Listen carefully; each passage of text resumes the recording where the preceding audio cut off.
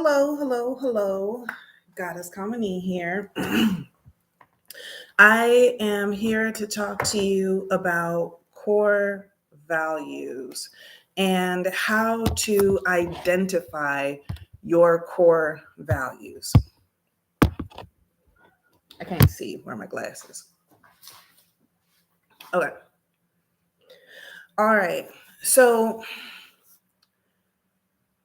the importance of knowing your core values is so that you know what you knowing your core values. I'm about to get real deep. I hope that you can handle this. When you know your core values, you know what you will and you will not tolerate. What's wonderful about that is once you know what you will and you will not tolerate, you will know who you want to bring around you and who you don't want to bring around you. For instance, one of my core values is I do not cheat. I do not cheat. I am a natural winner. So I have no reason to cheat for anything, really. Even if it's in a relationship, I do not cheat. In my heart of hearts, I'm too lazy to cheat because then I'll have to lie and then I'll have to remember that lie. And I ain't got time for that. I don't have time for any of that. Now, what's awesome about me recognizing this core value is that if I'm hanging out with somebody and I'm like, ooh, you're a cool friend. Yeah, let's be friends. Let's do it. And you cheat on your significant other, to me, what comes to mind is, oh, shoot. What if this person's significant other asked me, were you with, Rebecca yesterday at 5 o'clock? I don't know where I was yesterday at 5 o'clock. What? So this means that if Rebecca is not in front of me, I have to come up with a full-fledged story of what Rebecca and I were doing yesterday at 5 o'clock. Ugh, no, I'm not about to do that. And if she's not in front of me, I tell people all the time, I'm not a liar. I don't gotta lie. I don't care about your feelings. If I know it's something that's gonna hurt you, I'm gonna tell you in a nice way, hey, this is gonna hurt your feelings, but da da da da da, right? So I'm then put in a position where this person is now compromising my integrity. Therefore, I am compromising my integrity to be friends with you.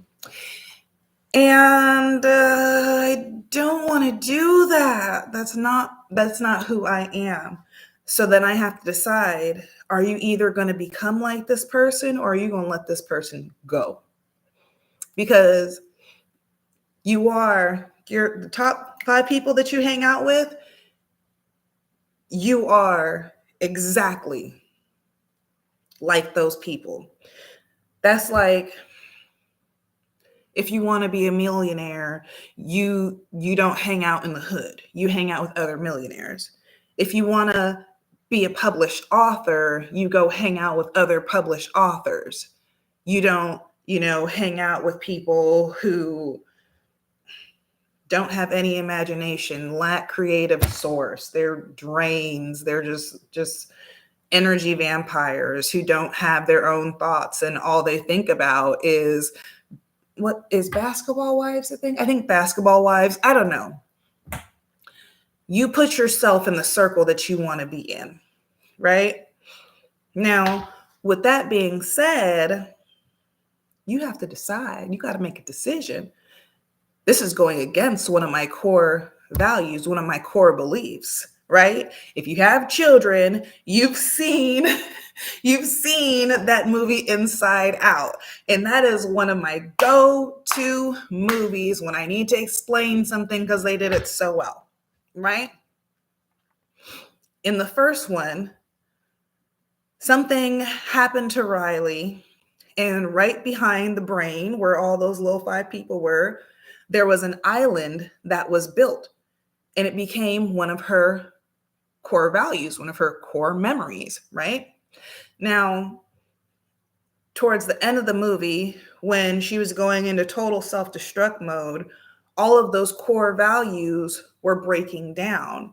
And it's because everything that she knew to hold true was not holding up to her own inner code. She was losing herself because of the situations that she was surrounded in and her not understanding what was up, right?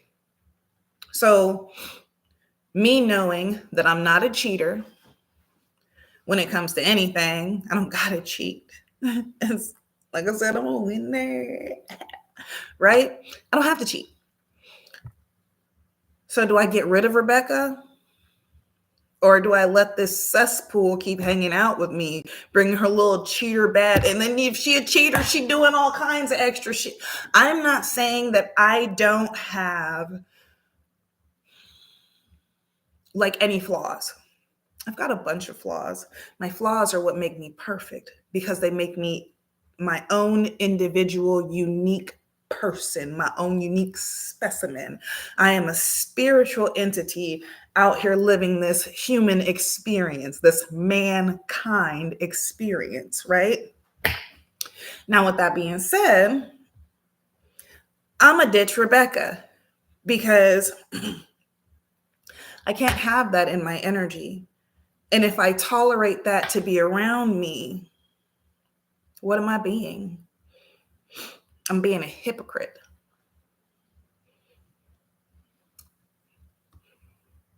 And if I can help it, I don't want to be a hypocrite about anything.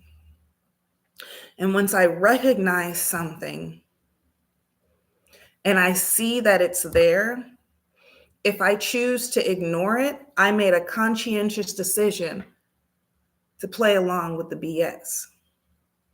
And her karma trash might come all up on me, and next thing you know, I'm down here in the mud with the pigs when I'm supposed to be up here on my high horse, right? So it's important to know your core values. They not only guide your decisions, but they guide your actions. And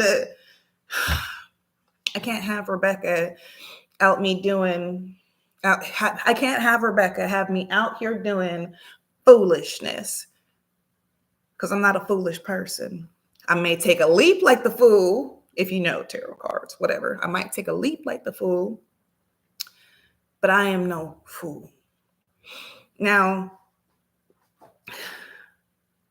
I'm glad that I had that little rant so you could identify why core values are important. And I hope that brought you clarity and purpose. I hope that you not only understood what I was saying or what I am saying, but I hope that, you really look inside and you're like, hey, this don't jive with me. I don't like that. Let me give you another example. My child, he does this to this day. He's 12 now. He does this to this day, but he started doing it right around when he was 5 or 6 years old. And if we were to go out to a restaurant, if we were to go out to a restaurant and he saw a child misbehaving, he'd be like, Mom, and he'd be aggressive with it. He's still aggressive with it. I don't know why, but he'd be like, Mom, and he'll be pulling on my shoulder and stuff. Mom, look over there, Mom. And all I can say is, Well, I'm glad you noticed that. And I'm glad you know that that's not how you should act. I'm glad that you know that not acting like that isn't going to get that. I hope you know that acting like that isn't going to get you what you want. It's not, or whatever the circumstance is. So it is one of his core beliefs that thou shalt not act up in public, because there's a bathroom right over there, and I hit children. And I don't even have to hit him anymore. Like, he writes sentences. So his handwriting is immaculate. You can't tell me anything about his handwriting, right? Now, how do you identify your core beliefs? Start small. It doesn't have to be some huge thing. It could be something small. You're just walking down the seat. You're just walking down the street, and you might say, what's easy? You might see a social injustice. So, I was in a cafe, and there was this new worker there. I'm autistic. I'm a proud tistic. I love when I do my tistic thing. My baby is autistic as well. Now, you looking at me, you wouldn't be able to tell, but if you're around me, you'd be like, oh, that's the tism right there. Oh, she's doing it. Oh, she does it. Yeah, she's got the tism. That's what you'll say. You'll notice. It's apparent. I don't care. I don't care. I'm gonna do my weird stuff. But I'm in this cafe. A new employee started working, and autistic, we could see other autistics. We know. It's like a gay guy has gaydar. Like, we know, you're autistic. Let me go slow because I need to go slow too. You bear with me because I'm bearing with you. All right. That's how we treat it, right? And how I keep it respectful is I speak to everybody like they are a kindergartner. If you catch offense to that, put a pin in it, and later on, see why it triggers you. Because when you walk into a kindergarten room, it's vibrant. There's many colors. The teacher probably bends down to talk to the students so that they know that they are being heard. The teacher goes slow with the student, not to make it seem like the student is an idiot, but they're brand new at this. And when you look at adults are all adult children. Because whether you believe in God or the universe, whatever your thing is, when you count how long whatever that entity has been here, and how long you've been here, and how long you're going to be here, let's put 100 years on it.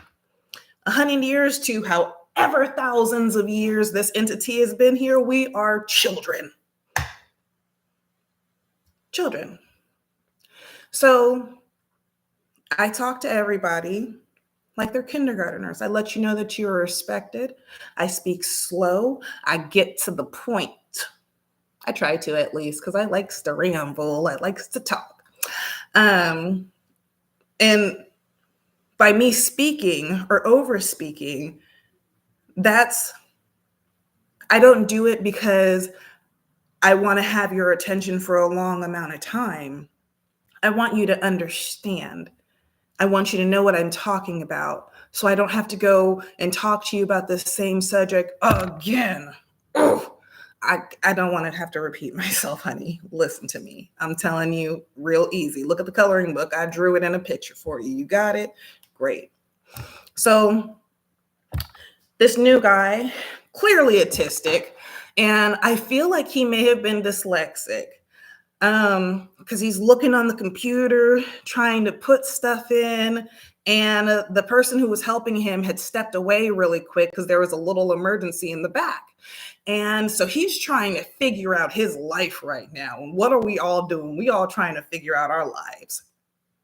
So he's trying to figure out his life at this computer, and this lady is like, what is taking you so long? All I want is a vanilla macchiato, cappuccino with an extra pump of whatever you want, lady. And the guy was like, I apologize. I'm new. I'm still trying to learn this. Can you please repeat what you said after you wanted such and such thing? And she's like, oh, can you believe this? Trying to get, the people in the back. And it was her, one person, me, and then two people behind me. I'm a say something person. It's a core value for me to say something, because if he explains, or if a person explains to you, hey, I'm new, I'm still trying to learn these buttons. You can clearly freaking see that the lady that was training this guy was off trying to figure out, oh my God, why is this thing going like this? Right? So she is being very, very rude. The lady in front of me looked at me, and we understood this lady is a whole B word. And as soon as she steps outside, we're going to jump her. No, no. But the lady felt really uncomfortable, who was in front of me. And she said, you know what? You can go ahead and go first. I'm going to stand behind you, because I don't know, the energy, it was wild. It was crazy. So, when I got up there, I'm like, hey, you want to talk about mamas? I don't know if you ever seen that movie, but I was about to go in. It was White Chicks. That's what it was called. That was the movie. So the lady, she looks behind her again, because she's looking for somebody to validate her going off on this guy that already apologized at least 12 times in the freaking 10 minutes that I've been in line. So she looks at me, and I said, what you're doing is wrong. He told you that he's new. I don't know how new he is, but you can see he's new. And you see that emergency going on right over there. You are being extremely rude. It says on the door that they can refuse service to anybody. They don't care if you come here every day and order the same thing. Have you seen this person before? And she's like, well, who are you to talk to me? And I said, pause. I don't fight with my hands. I fight with bullets. That's number one. Number two, you need to be more respectful, because if this was your child and somebody came in and talked to him like this, you don't know what this man got going on. You don't know if he could read that screen. Well, if he can't read, why'd he get hired? I mean, shoot, if you're such a B word, why were you hired where you're at? Maybe it's because you needed money. Maybe it's because they needed the employee. And she was like, how dare you talk to me like that? And I said, check yourself. How dare you talk to this individual like that? And she was quiet. And then as I'm talking to her and I'm finishing up my statements, the lady who was helping the young man comes up, and she was like, and I'm like, I got you, because hello. And so he finally got her order in. Yeah, it took like freaking 10 to 12 minutes. It was wild. But he got her order in, and she's off to the side. And the guy was like, thank you very much. You didn't have to speak up to me. She was being very rude to you. And I said, she was being very rude to you. When somebody acts like that, it's because they are that type of person. And it's quite unfortunate that there's a lot of people like that. You do not deserve to be spoken to like that. She is not your mother. She is not your grandmother. And I'm sure your mother and your grandmother don't talk to you like that. And he's like, no, nobody talks to me like that. And I'm like, okay. So she's a very rude individual and you don't deserve that. And he says, thank you. And I'm like, oh, shoot, he's about to cry. Can I just get a coffee and confirmation? Right? So I'm like, can I just get a coffee and can I get this little sandwich right here? But can you leave the meat out because I don't eat meat? Okay. And he's like, yeah, I could do that. So I'm going to give him my card. And the manager, she walks up again as she handed the lady her coffee and she's tasting it to make sure it's up to par. And so the manager walks off. She comes back to me and she's like, no. You don't pay. And you know what? She gave me a $25 gift card. Right? So not only did I get this super awesome free coffee, this super awesome free sandwich. I mean, it was going to be good regardless because I've had it before, but it was free. So it was even better. Right? And I got $25 $25 gift card. And I didn't do anything. All I did was the same thing that I would do for my child.